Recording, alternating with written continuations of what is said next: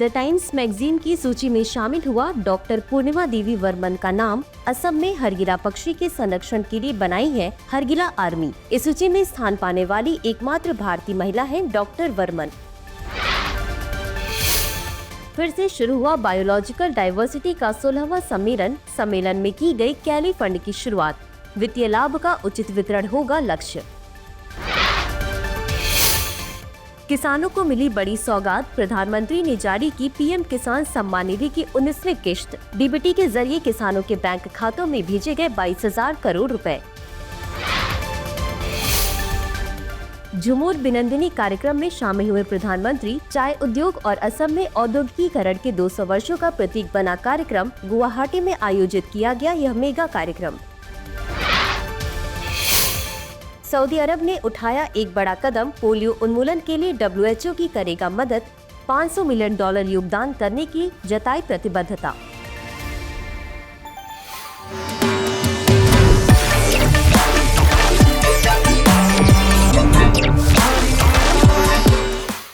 हाल ही में डॉक्टर पूर्णिमा देवी वर्मन को the times magazine woman of the year 2025 की सूची में शामिल किया गया है। असम में ताल्लुक रखने वाली प्रसिद्ध जीव विज्ञानी और वन्यजीव संरक्षणवादी डॉक्टर वर्मन इस सूची में जगह बनाने वाली एकमात्र भारतीय महिला है। उल्लेखनीय है कि इस सूची में शामिल होने के लिए किसी महिला द्वारा असाधारण कार्य किया जाना आवश्यक होता है। पूर्णिमा देवी वर्मन ने असम में एक हरगिला आर्मी तैयार की है। इस हरगिला आर्मी में तकरीबन 10,000 महिलाओं का एक समूह है। यह समूह हरगिला पक्षी को बचाने के लिए काम करता है। बता दें कि ग्रेटर एडजुटेंट स्टॉक सारस को असम के स्थानीय भाषा में हरगिला कहा जाता है। यह एक बड़ा पक्षी है जिसकी ऊंचाई 145 से 150 सेंटीमीटर तक होती है। इसका IUCN स्टेटस नियर थ्रेटेंड है। यह पक्षी आमतौर पर स्कैवेंजर कैटेगरी में आता है जो कूड़ों के ढेर के पास पाया जाता है, जिससे लोगों का इस पक्षी के प्रति नकारात्मक रवैया रहता है। हरगिला आर्मी इन पक्षियों को लेकर लोगों के रवैये को बदलने का काम करती है। साथ ही आर्द्रभूमि के संरक्षण पर भी काम करती है, जिससे इन पक्षी के घोंसले के स्थान को संरक्षित किया जा सके। जानकारी के लिए बता दें कि डॉक्टर वर्मन को उनके कामों के चलते कई अवार्ड से नवाजा गया है। साल 2017 में उन्हें भारत सरकार ने नारी शक्ति पुरस्कार से सम्मानित किया था, जबकि साल 2022 में उन्हें champions of the earth award से सम्मानित किया गया था। यह अवार्ड UNEP यानी यूनाइटेड नेशंस एनवायरमेंट प्रोग्राम का पर्यावरण के क्षेत्र में सबसे बड़ा अवार्ड है। इसका गठन साल 2005 में किया गया था। हाल ही में बायोलॉजिकल डाइवर्सिटी का 16वां सम्मेलन इटली के रोम में फिर से शुरू किया गया।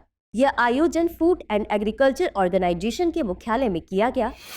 गौरतलब है कि इस बैठक का आयोजन अक्टूबर 2024 में कोलंबिया के कैली में किया गया था। दरअसल कोरम की कमी होने के कारण इसे बीच में ही समाप्त कर दिया गया। हालांकि बैठक इसी से संबंधित है जो रोम में आयोजित की गई।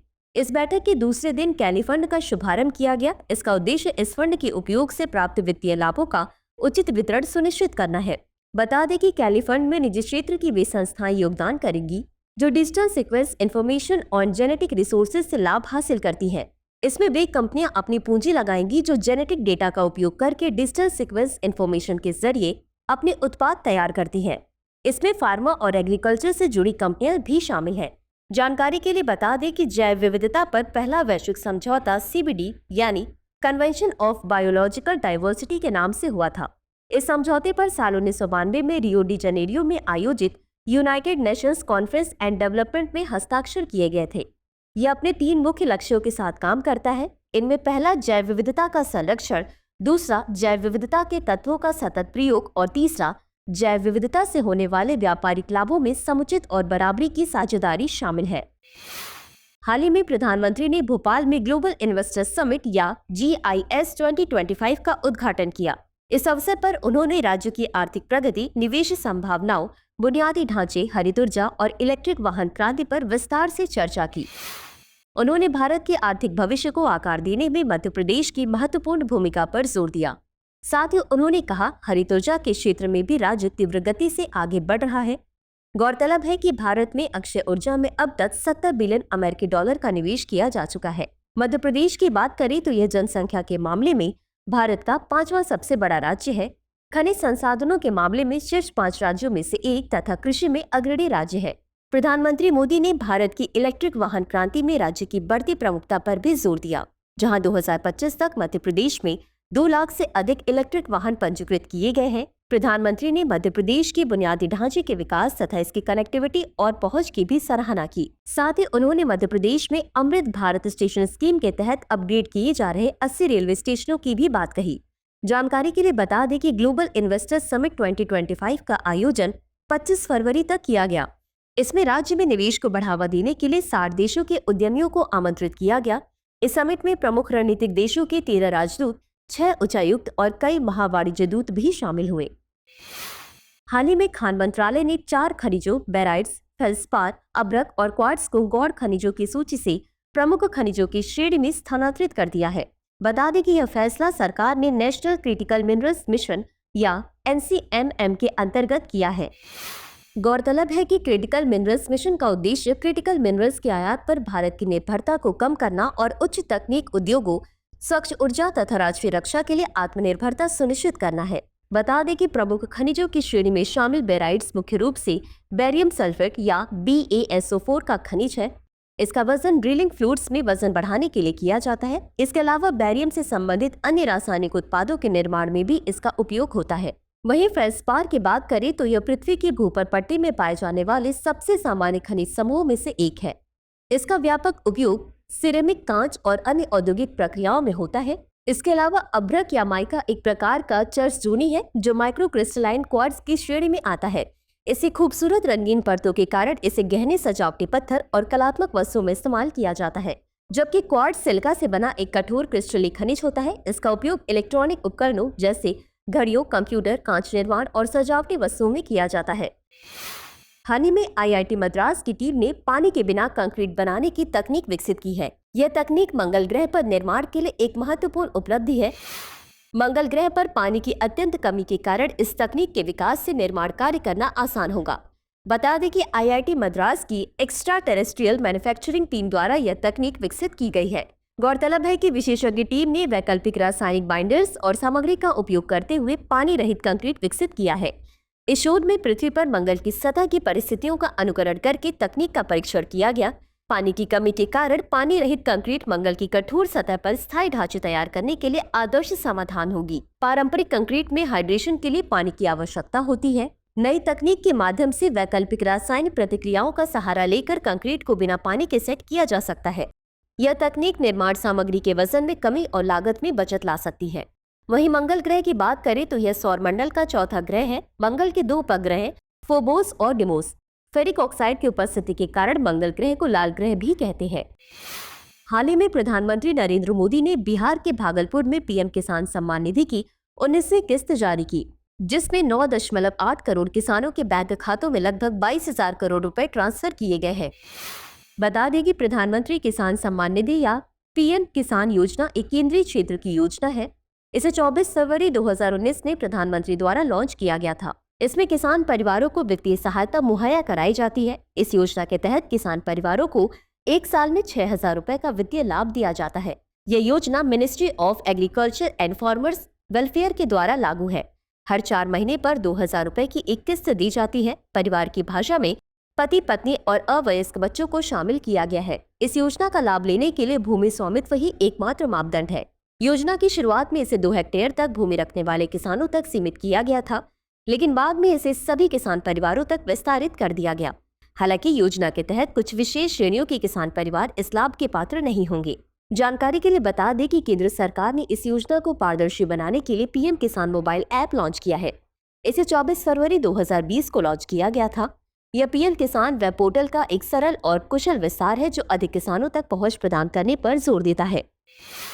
हाल ही में प्रधानमंत्री नरेंद्र मोदी असम के गुवाहाटी में आयोजित मेगा झूमर कार्यक्रम झूमर बिनंदिनी 2025 में शामिल हुए। बता दें कि झूमर बिनंदिनी कार्यक्रम 2025 एक सांस्कृतिक उत्सव है। इस कार्यक्रम में 8,000 कलाकारों ने झूमर नृत्य में भाग लिया। उल्लेखनीय है कि यह कार्यक्रम चाय उद्योग के 200 वर्षों और असम में औद्योगिकीकरण के 200 वर्षों का प्रतीक है। इस आयोजन के दौरान प्रधानमंत्री मोदी ने पारंपरिक धूमसा ड्रम बजाया, जो चाय बागान समुदाय की संस्कृति का महत्वपूर्ण हिस्सा है। गौरतलब है कि झूमर नृत्य असम की एक पारंपरिक लोक नृत्य शैली है जो विशेष रूप से असम के चाय बागान समुदाय से जुड़ी हुई है। इसे आमतौर पर झूमर नृत्य भी कहा जाता है। यह नृत्य महिलाओं द्वारा किया जाता है जिसमें वे झूमते हुए ताल और संगीत के साथ नृत्य करती हैं। यह मुख्य रूप से चाय बागान श्रमिकों की संस्कृति, परंपरा और जीवन शैली का प्रतीक है। यह नृत्य अनुष्ठानिक होता है और सामाजिक उत्सवों या किसी विशेष अवसर पर इसे प्रस्तुत किया जाता है। इस नृत्य के साथ पारंपरिक वाद्य यंत्र जैसे ढोल, बीन आदि का प्रयोग किया जाता है। बता दें कि झारखंड, ओडिशा, छत्तीसगढ़, बिहार और पश्चिम बंगाल आदि राज्यों में भी यह नृत्य किया जाता है। हाल ही में सऊदी अरब ने पोलियो उन्मूलन के प्रयासों के लिए $500 मिलियन का योगदान करने की प्रतिबद्धता की पुष्टि की है। बता दें कि यह धनराशि विश्व स्वास्थ्य संगठन के ग्लोबल पोलियो उन्मूलन पहल को दी जाएगी। बता दें कि पोलियो का वाइल्ड वेरिएंट पाकिस्तान और अफगानिस्तान में अभी भी मौजूद है। इन देशों में वर्ष 2024 में 99 मामले सामने आए थे। दरअसल वाइल्ड पोलियो वायरस से होने वाला एक गंभीर संक्रामक रोग है। इसका संक्रमण मुख्य रूप से बच्चों में लकवा या पैरालिसिस का कारण बनता है। यह वायरस मुख्य रूप से दूषित पीने के पानी या भोजन के माध्यम से फैलता है। उल्लेखनीय है कि वाइल्ड पोलियो के अधिकांश मामले पाकिस्तान, अफगानिस्तान और नाइजीरिया में पाए जाते हैं। इन देशों में यह बीमारी पूरी तरह से समाप्त नहीं हो पाई है। बता दें कि पोलियो का कोई इलाज नहीं है, लेकिन वैक्सीनेशन के द्वारा इसका पूरी तरह से बचाव संभव है। विश्व स्वास्थ्य संगठन का लक्ष्य वर्ष 2027 तक वाइल्ड पोलियो वायरस को पूरी तरह से समाप्त करना है। इसके लिए WHO ने ग्लोबल पोलियो उन्मूलन पहल के तहत कई देशों में पोलियो के खिलाफ टीकाकरण अभियान चलाए हैं। गौरतलब है कि WHO संयुक्त राष्ट्र की एक विशेष एजेंसी है जो दुनिया भर में स्वास्थ्य संबंधित मामलों पर काम करता है। इसकी स्थापना 7 अप्रैल 1948 को हुई थी। इसका मुख्यालय स्विट्जरलैंड के जिनेवा शहर में स्थित है। तो आइए खबरों से जुड़े 5 सवालों पर डालते हैं एक नजर। ग्रेटर एडजुटेंट स्टॉक सारस के संदर्भ में निम्नलिखित कथनों पर विचार कीजिए। 1. इसे असम के स्थानीय भाषा में हरगिला कहा जाता है। 2. इसका IUCN स्टेटस नियर थ्रेटेंड है। 3. यह एक छोटा पक्षी है, स्कैवेंजर कैटेगरी में आता है। उपर्युक्त में से कितने कथन सही है या सही है? A केवल 1, B केवल 2, C सभी 3, D इनमें से कोई नहीं। अगला प्रश्न है, कैलिफंड के संदर्भ में निम्नलिखित कथनों पर विचार कीजिए। 1. इसकी शुरुआत 2024 में CBD के 16वें सम्मेलन में की गई थी। 2. इसमें सार्वजनिक क्षेत्र की संस्थाएं योगदान करेगी। 3. इसमें फार्मा और एग्रीकल्चर से जुड़ी कंपनियां शामिल हैं। उपर्युक्त में से कितने कथन सही है या सही है? A केवल 1, B केवल 2, C सभी 3, D इनमें से कोई नहीं। अगला प्रश्न है, PM किसान योजना के संदर्भ में निम्नलिखित कथनों पर विचार कीजिए। 1. यह एक केंद्रीय क्षेत्र की योजना है। 2. इसे 24 फरवरी 2019 में प्रधानमंत्री द्वारा लॉन्च किया गया था। 3. इसके तहत किसानों को हर 4 महीने में 6,000 रुपए की एक किश्त दी जाती है। उपर्युक्त में से कितने कथन गलत हैं या गलत हैं? A केवल 1, B केवल 2, C सभी 3, D इनमें से कोई नहीं। अगला प्रश्न है, झुमोर नृत्य के संदर्भ में निम्नलिखित कथनों पर विचार कीजिए। 1. यह असम की एक पारंपरिक लोक नृत्य शैली है। 2. इस नृत्य में पुरुषों की मुख्य भूमिका होती है। 3. यह चाय बागान श्रमिकों की सांस्कृतिक और जीवन शैली का प्रतीक है। उपर्युक्त में से कितने कथन सही है या सही है? A केवल 1, B केवल 2, C सभी 3, D इनमें से कोई नहीं। अगला प्रश्न है, वाइल्ड पोलियो के संदर्भ में निम्नलिखित कथनों पर विचार कीजिए। 1. यह वायरस से होने वाला एक गंभीर संक्रामक रोग है। 2. इसका संक्रमण बच्चों में पैरालिसिस का कारण बनता है। 3. WHO का लक्ष्य वर्ष 2027 तक इसे पूरी तरह से समाप्त करना है। उपर्युक्त में से कितने कथन सही है या सही है? A केवल 1, B केवल 2, C सभी 3, D इनमें से कोई नहीं। चलते चलते डालते हैं कुछ छोटी मगर जरूरी खबरों पर एक नजर। हाल ही में चीन के भारत में राजदूत ने सोशल मीडिया प्लेटफॉर्म X पर ऐतिहासिक टी हॉर्स रोड का उल्लेख किया। यह मार्ग 2000 किलोमीटर से ज्यादा लंबा था और तिब्बत के माध्यम से चीन को भारत से जोड़ता था। हालांकि यह मार्ग सिल्क रोड जितना प्रसिद्ध नहीं था, लेकिन सदियों तक यह एक महत्वपूर्ण व्यापारिक मार्ग रहा था। इसकी शुरुआत चीन के तांग राजवंश के समय की मानी जाती है। तिब्बत में चाय की मांग और चीन में घोड़ों की कमी ने इस मार्ग को महत्वपूर्ण बना दिया और यह मार्ग सोंग राजवंश तक मुख्यतः चाय और घोड़ों के व्यापार का केंद्र बन गया। हाल ही में एक्सिस नाउ ने इंटरनेट शटडाउन रिपोर्ट 2024 जारी की। इस रिपोर्ट के मुताबिक 2024 में भारत में 84 बार इंटरनेट शटडाउन किया गया, जिसके बाद भारत शटडाउन के मामले में दूसरे स्थान पर आ जाता है, जबकि पहले स्थान पर म्यांमार है। भारत में हुए इंटरनेट शटडाउन का इस्तेमाल 41 बार इंटरनेट विरोध प्रदर्शनों को रोकने, 23 बार सांप्रदायिक हिंसा रोकने और 5 बार परीक्षाओं में नकल को रोकने के लिए किया गया। वहीं दुनिया भर में 54 देशों में कुल 296 बार इंटरनेट बंद किया गया, जिसमें 64% मामले सिर्फ म्यांमार, भारत और पाकिस्तान के थे। हाल ही में एक अध्ययन ने ब्लैक प्लास्टिक उत्पादों में डीकार्बोमोडाइफेनिल ईथर नामक एक रसायन पाया गया। यह एक अग्निरोधी रसायन है जो मानव स्वास्थ्य के लिए खतरा पैदा कर सकता है। बता दें कि ब्लैक प्लास्टिक को अक्सर रिसाइकल किए गए इलेक्ट्रॉनिक कचरे जैसे कंप्यूटर, टीवी और अन्य उपकरणों से बनाया जाता है। इन इलेक्ट्रॉनिक्स में आमतौर पर अग्निरोधी ब्रोमीन, एंटीमनी और भारी धातुएं होते हैं। ये पदार्थ और भारी धातुएं यदि इनका स्तर बहुत अधिक हो तो यह मानव शरीर के लिए विषाक्त हो जाते हैं। हालांकि अब कई देशों में इन पर प्रतिबंध लगा दिया गया है। हाल ही में ऊर्जा दक्षता ब्यूरो ने कार्बन बाजार पर पहला अंतर्राष्ट्रीय सम्मेलन प्रकृति 2025 का आयोजन किया। यहाँ प्रकृति से मतलब promoting resilience, awareness, knowledge and resources for integrating transformation initiatives है। इसका मकसद भारतीय कार्बन बाजार की समझ और वैश्विक कार्बन बाजार की गतिशीलता के बारे में जानकारी मुहैया कराना है। बता दें कि ऊर्जा दक्षता ब्यूरो की स्थापना ऊर्जा संरक्षण अधिनियम 2001 के तहत की गई है। इसका उद्देश्य भारतीय अर्थव्यवस्था की ऊर्जा तीव्रता को कम करना, साथ ही भारतीय अर्थव्यवस्था की ऊर्जा तीव्रता में सुधार लाना है, जिससे देश में सतत विकास को बढ़ावा दिया जा सके। हाल ही में रूस की 17 वर्षीय टेनिस खिलाड़ी मिरा एंड्रीवा ने दुबई ओपन टेनिस टूर्नामेंट में डेनमार्क की क्लारा टॉसन को हराकर अपने करियर का सबसे बड़ा खिताब जीता। इस जीत के साथ ही एंड्रीवा WTA 1000 खिताब जीतने वाली सबसे कम उम्र की खिलाड़ी बन गई है। इस टूर्नामेंट के दौरान उन्होंने ईगा स्वियातेक जैसी शीर्ष खिलाड़ियों को हराया। उल्लेखनीय है कि एंड्रीवा विश्व रैंकिंग में शीर्ष 10 में शामिल होने वाली वर्ष 2007 के बाद पहली 17 वर्षीय खिलाड़ी बन गई है। बीते दिनों प्रधानमंत्री नरेंद्र मोदी ने अपने मासिक रेडियो कार्यक्रम मन की बात के 119वें एपिसोड में भारत की समृद्ध जैव विविधता और वन्यजीव संरक्षण में स्थानीय समुदायों की भूमिका को रेखांकित किया। अपने इस कार्यक्रम में उन्होंने कर्नाटक की सोलिका जनजाति की सराहना की। बता दें कि इस जनजाति ने बिलगिरी रंगन हिल्स टाइगर रिजर्व में बाघों की संख्या बढ़ाने में महत्वपूर्ण योगदान दिया है। गौरतलब है कि सोलिका जनजाति वनवासी लोगों का एक समूह है जो मुख्यतः तमिलनाडु और कर्नाटक में पाए जाते हैं। सोलिका शब्द का शाब्दिक अर्थ है बांस के बच्चे, जो इस जनजाति की प्रकृति के साथ संबंध और उनकी इस मान्यता को दर्शाती है कि वे भी इसी से उत्पन्न हुए हैं। हाल ही में भारत का पहला hyperloop test track IIT Madras में विकसित किया गया है, जो भारत में इस प्रकार का पहला प्रयास है।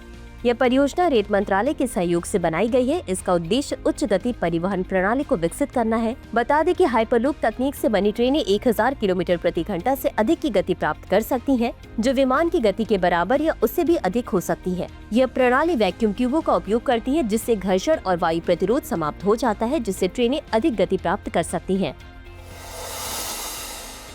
हाल ही में वित्त सचिव तुहिन कांत पांडे को भारतीय प्रतिभूति और विनिमय बोर्ड यानी सेबी का नया अध्यक्ष नियुक्त किया गया है। बता दें कि वह माधवी पुरीबुच का स्थान लेंगे, जिनका कार्यकाल 1 मार्च को समाप्त हो रहा है। तुहिन पांडे का कार्यकाल 3 वर्षों का होगा। इससे पहले वह निवेश और सार्वजनिक संपत्ति प्रबंधन विभाग या DIPAM के सचिव भी रह चुके हैं। उल्लेखनीय है कि सेबी भारत सरकार के वित्त मंत्रालय के प्रशासनिक क्षेत्र के अंतर्गत भारत में प्रतिभूति और कमोडिटी बाजार के लिए नियामक निकाय है। इसकी स्थापना 12 अप्रैल 1988 को एक कार्यकारी निकाय के रूप में की गई थी। प्रिय व्यूअर्स, हमारी टीम कोशिश करती है कि आपको दी गई खबरों में एक भी गलती ना हो, लेकिन यदि किसी सोर्स या ह्यूमन एरर की वजह से ऐसी गलती हो जाती है तो इस वीडियो के कमेंट बॉक्स में उस गलती को सुधार कर पिन कर दिया जाता है। यह आपको कमेंट बॉक्स में सबसे ऊपर दिखाई देता है। डियर व्यूअर्स, अपने एग्जाम की तैयारी को और बेहतर करने के लिए हमारे चैनल को लाइक, शेयर और सब्सक्राइब करना न भूलें।